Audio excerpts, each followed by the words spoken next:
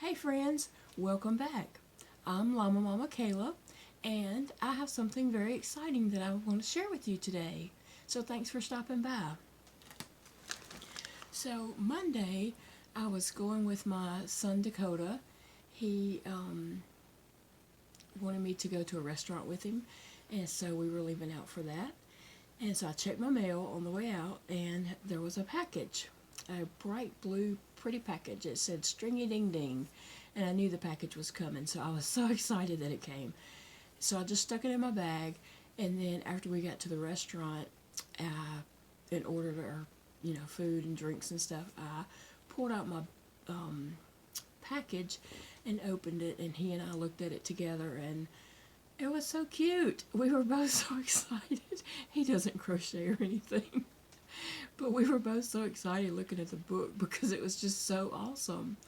And so we talked about the different patterns and stuff in there. And then when I got home, I started on one of the patterns right away. I could not wait. Even though he was still here, he stayed and visited the rest of the night till about 10:30 that night. But I was so excited to start on a pattern. I did. And so I did my first pattern that night. So this is the book. It's by Stringy Ding Ding, Plenty of Fish in the Sea. It's 20 Amigurumi Ocean Crochet Patterns by Stringy Ding Ding. And I believe she has a website that has lots and lots of patterns on it. She has the PDFs that you can buy with no ads, and it's easier to read, and her PDFs are very nice patterns. But I believe this is her first book that she put out, and so I'm honored that she asked me if she could send me a book for me to review, and I was very excited. I was like, yes, yes, and I felt so honored. But anyway, I feel like I'm lucky to have received this. So first off, just the book in general, just looking at the book, it is bright and pretty, but that's not the best thing about the book. See that binding right there? That is awesome! So you can just take this book and it lays flat. You can fold it over. That is just so awesome.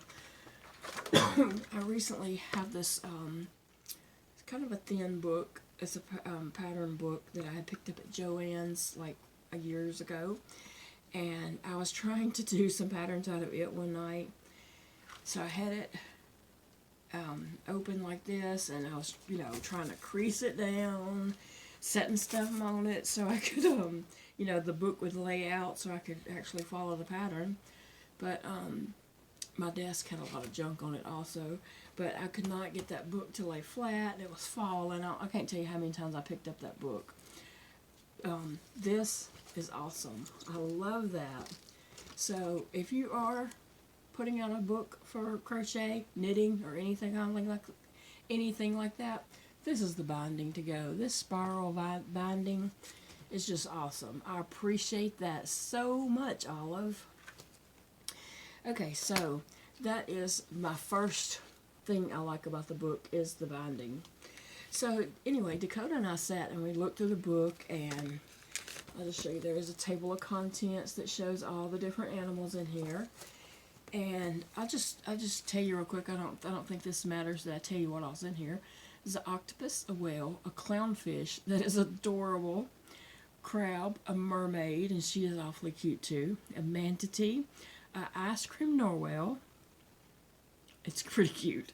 A squid, a fish, a starfish, seahorse, shark, pufferfish, turtle, dolphin, oxalotl, whale shark, clam, Dumbo octopus, and jellyfish.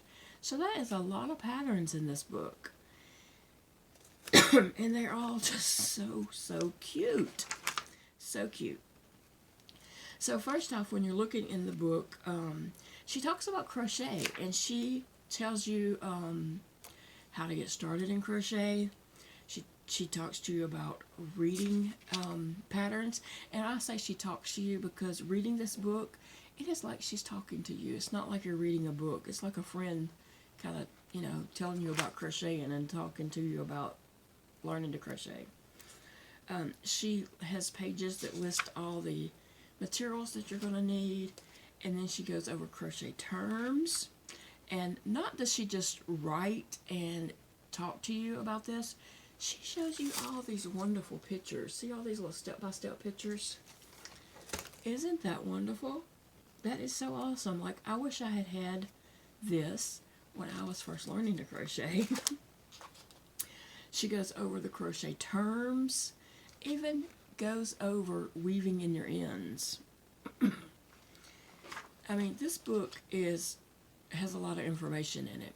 She goes over the crochet abbreviations. Excuse me, I'm so sorry. The book is in U.S. terms, but she also lists British terms.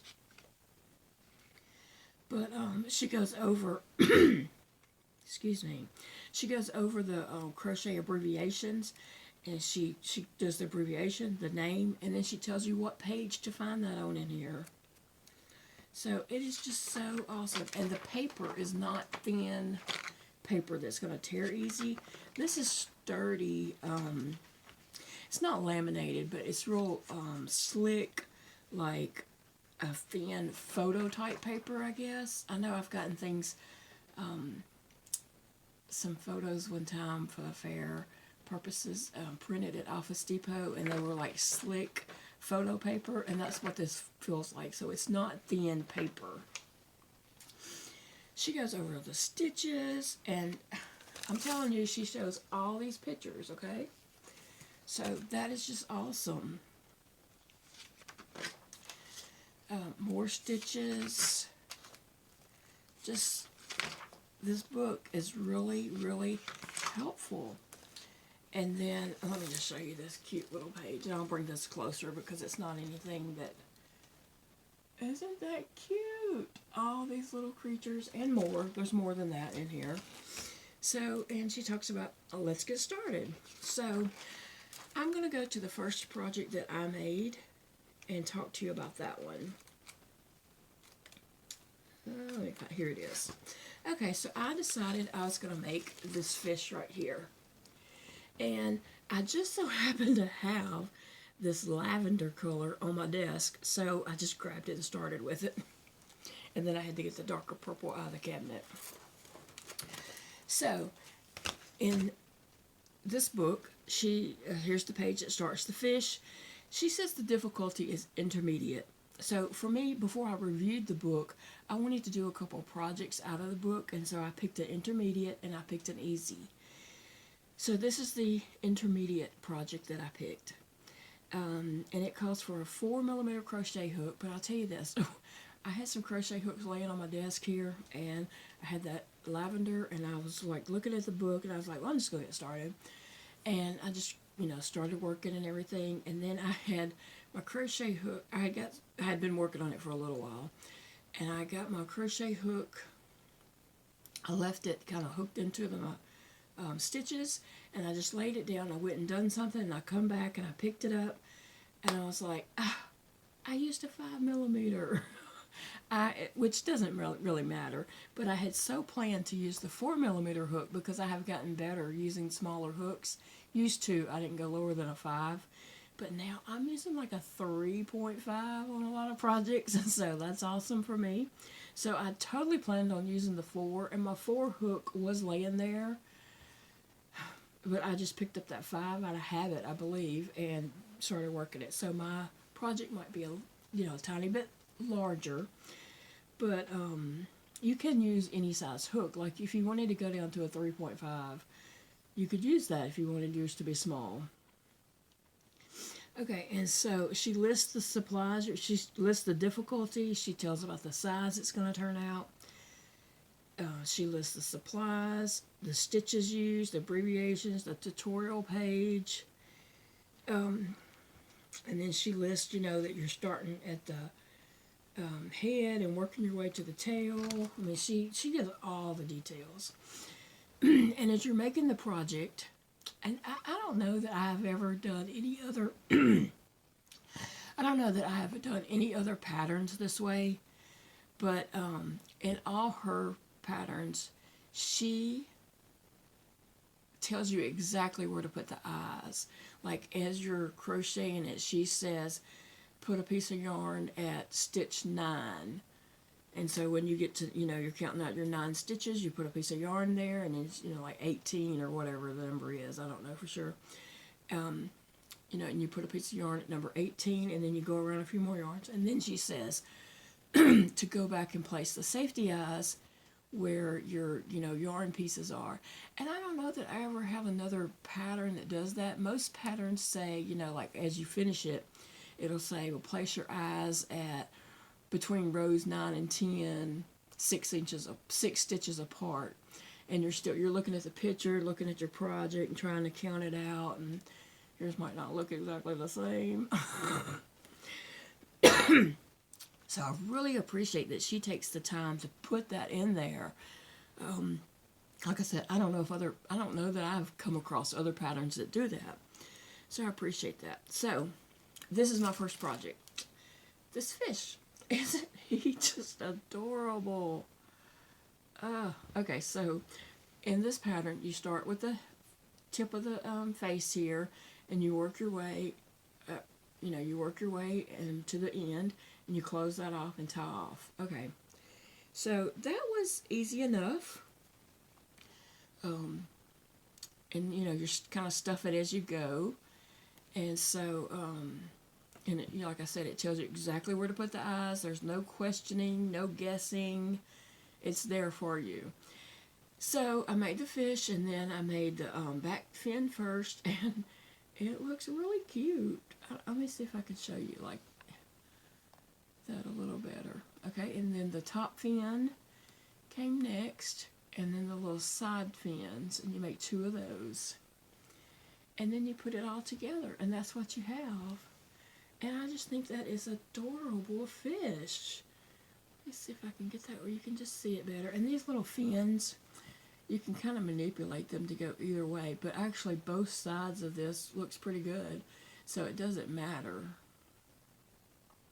how that lays, And a fish and a real fish in a tank, they're moving constantly and all. Anyway, so I love that. It's so cute. So I made this Monday night. You can easily make these projects in one evening. You can make them basically in one sitting if you don't have to get up and do anything. I had to get up and tend to Phoebe and do a couple more different little things, so I was up and down as I was working on it. But I was very pleased with it. It looks really good. Okay, so that was my first one that I did Monday night. Let me finish talking about this. I forgot. Okay, so the pattern says it's intermediate. I'm not sure why she considers this intermediate, because it was easy. This was so easy, okay? And I am not an expert crocheter. I've only been crocheting a couple years.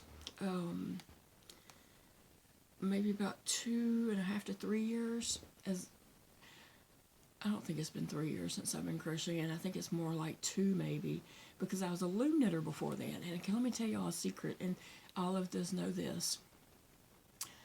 I made her projects, her patterns and stuff before I ever started crocheting. I could not read a crochet pattern. I didn't even know how to crochet stitch. I didn't know anything what her gibberish pattern meant. So I just looked at her pictures and loom knitted her projects. I loved her projects from way back when. So I loom knitted, her first one was an octopus that I made. And I just looked at her picture and copied it, on my looms, and kind of made the same thing. And I totally gave her credit that, this was my version of Stringy Ding Ding's crocheted octopus on the loom.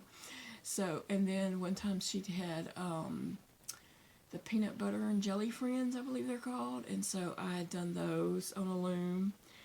And so, and I can't share the patterns because I just don't feel right about that, because I just looked at her pictures. It's her creation. So I've never shared the patterns for those things. But anyway, her patterns are excellent. And like I said, I don't know why that's considered intermediate, because it was very easy. I did not find that difficult at all. I felt like a first time crocheter, not a first time, but a newbie crocheter could follow along with that. Okay, her second pattern, Tuesday morning I got up and I was like, okay, I'm going to make another pattern before I review that book. So I made this adorable seahorse. Look how cute he is. Oh my gosh, I love the seahorse. I cannot, the cuteness of it just gets me, okay? Okay, so this is her seahorse, and it is labeled easy, and it was super, super easy. Oh my gosh, it's so cute. Like, I want one of these in every color. I don't know what I'm going to do with them, but I just want to line them up. And again, she gives the size, the difficulty, the supplies, stitches used, abbreviation, tutorial. You know, in most books, they say, like the beginning of the book is going to have some stuff, but when you get to the pattern, it doesn't explain things, and you have to flip back to the beginning of the book to, you know, see like, oh, well, how do you do that again, or something like that. She tells it on every pattern. There's no flipping back and forth to read information and stuff. The pattern has everything you're going to need. So on this pattern, you start at the head and you work your way down. You work your way down the body, and then you come down to the little tail there. And that was really easy. And then you make the little nose, which was, again, super easy. And then you make the little headpiece. Isn't that cute? That is just so cute. And then you make the two little fins, and they were so, so easy. And so when I made the fins, I was like, there was something I was making a while back, and I needed something just like this. And now, if I make that project again, and I ended up doing something different than what was in my mind, but if I ever make that project again, I'm using these fins. It wasn't fins, it was ears. But these would make excellent ears also. So, that's the pattern. I mean, and it is so cute. Look how cute he is. I love these. And I went ahead and used a 5mm hook on this, since I did on this one, because I kind of wanted them to be, you know, proportioned the same, like, you know. But these are so cute. I love them. I love both. I went ahead and used the purple on this because, you know, I love purple. And then I used this pink and green on this one because it just is so adorable. Okay, so I want to talk to you about some more things, so don't run off. Anyway, this book is just chock full of information. And then at the back of the book, as if I didn't love Olive enough, she gives some information about herself, which I was like, oh, that's so sweet. And she shares a picture of her pup, Beavis. And I'm a dog lover, so that got my heart too. And then she, you know, just gives some little information about herself and her website. And her website is stringydingding.com. And I'm going to link that below because I want you to go and check out her website there and see her patterns and stuff. But anyway, this particular book, if you made all these projects in this book, and it's 20 of them, if you made all 20 of these, that would be so cute to decorate a baby nursery or a little child's room. You could hang them from the ceiling with fishing line, you know. So that would be so cute. And everybody loves sea creatures. Like, sea creatures is like big. I think they're always popular. You know, like, you know how some things come in and they're popular and then they're not popular? I think sea creatures, mermaids, seahorses, turtles, whales, I think all that is always popular. So these would be really cute to make and give out to people for, you know, Christmas gifts. And I'm not talking about just little kids. Who's going to open that and not love it, right? That is so cute. Okay, so some people say, oh, I can't do amigurumis. I promise you, you can. maybe you can't use a small hook. So go up to a 5. Go up to whatever size you're comfortable with. I have done some amigurumis with a 6. The actually the thought behind the amigurumis is use a smaller hook and tighter stitches, but you could go up to a 6. You might be able to see a little bit of stuffing in there, but if that's what you're comfortable with, go for it. I'm comfortable with a 5 totally, and I got white stuffing in here, and you cannot see that stuffing. You cannot. Well, right there, you see something. That's because my stitch is stretched out really big there. Okay, so I know I hear people say that, oh, I can't do amigurumis. If you can follow a pattern, you can make these. I mean, seriously, if my hands can create these, I believe that you can too. You might not want to do amigurumi, but I don't think it's because you can't do amigurumi. So anyway, I'm not picking on anyone. I'm just saying. And then some people don't want to do the attachments and sew things on. Guess what? I don't either, so I'm going to give you a little tip. Holding a needle in my hand, I wish I had something here, like here's a pencil, and a needle is smaller than this. If I hold a needle and try to sew, my hand cramps up really bad and hurts. And even when I'm crocheting, I have to lay my project down and flex my fingers and let them rest a little bit. I do a few rows, rest my fingers. But sewing on little things, I can't do that tedious work like that. So, I didn't sew these on. Guess what? I used hot glue. Bet you didn't know that. The key to using hot glue with yarn is you use a tiny bit. You don't take your hot glue gun and just like glob it on, because you're going to end up with a mess. But the key to using this, I've made other projects, like a lot of my amigurumi type stuff, I hot glued those pieces on. Recently I made a unicorn that is super, super cute. And everything on that is hot glued on too. The key to this is, once you have your pieces, all your components that need to be sewn on, pin them on with little stick pins. And then put a stick pin like where to start your glue, where to end your glue, or where exactly that piece is going to go. Use your little stick pins, because once that glue touches, it cannot come off. It is there. You can't pull it back off. If you manage to pull it back off while it still, hasn't set yet, you're going to have an ugly mess on there. So you want to make sure where you're putting it. And then you want to use... and I'm right-handed, but I don't have enough fingers to use the glue gun on this hand, so I have to use it in my left hand, and I'm not left-handed. And I have to do a lot of things that way, but the key is not just squeeze it and put out a glump of glue. You want to use a tiny bit of glue.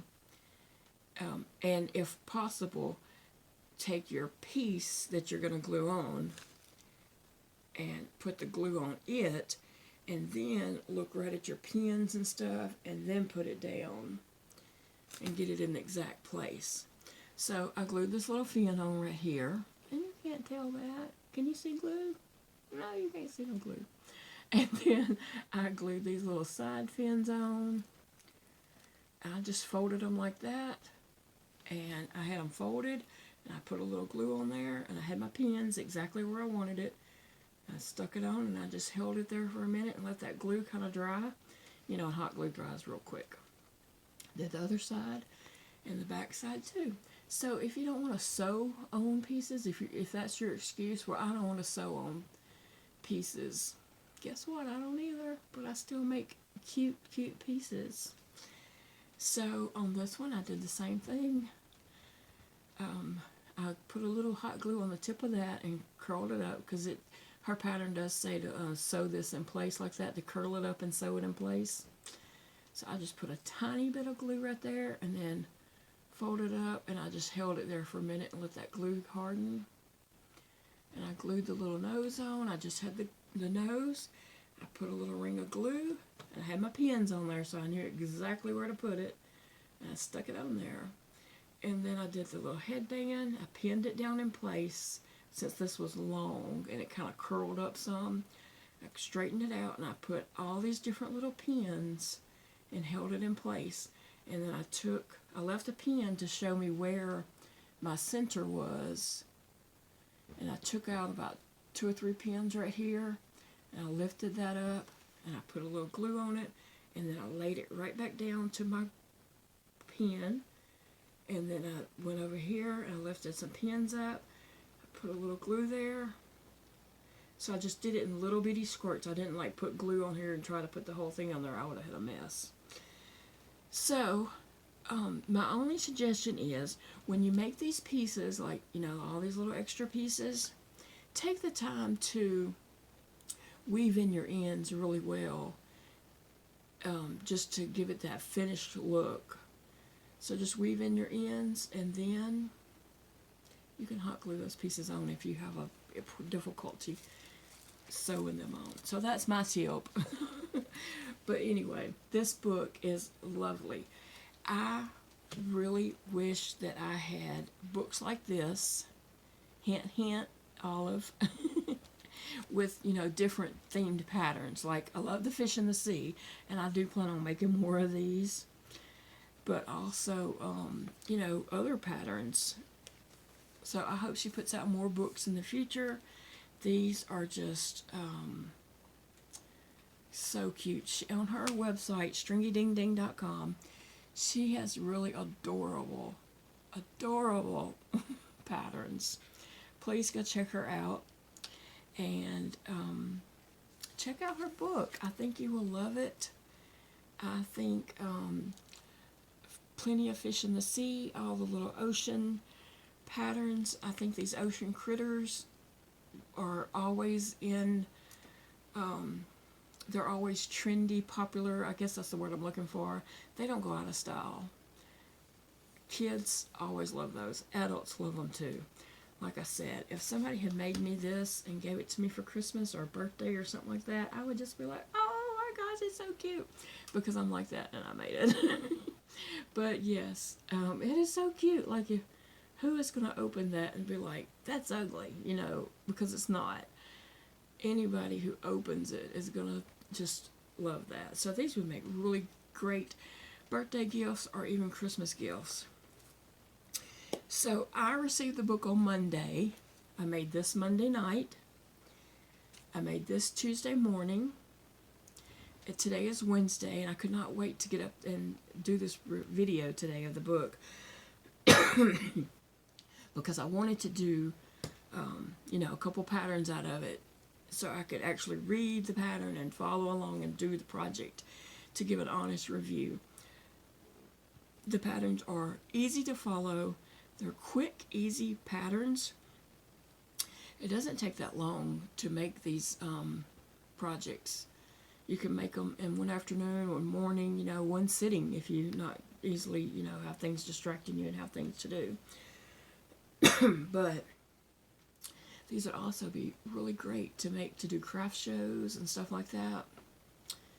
So yeah, I do highly recommend her book, and I'm kind of repeating myself now, so I'm going to go. But I love this book, and I think this is a great book that I could just throw in my go bag and take with me. And then, like if I'm at a doctor's office or wherever I'm at in the car waiting or whatever, that would be easy just to put there by me, lay up on the dash or, you know, in the seat next to me or whatever, and follow along. So I do highly recommend her book. And I will be making more of these patterns. So, don't know that Olive is watching this, but I thank you very much, Olive, for sending me your book and trusting me to give a review of your book and, you know, to make your amigurumis and them turn out right.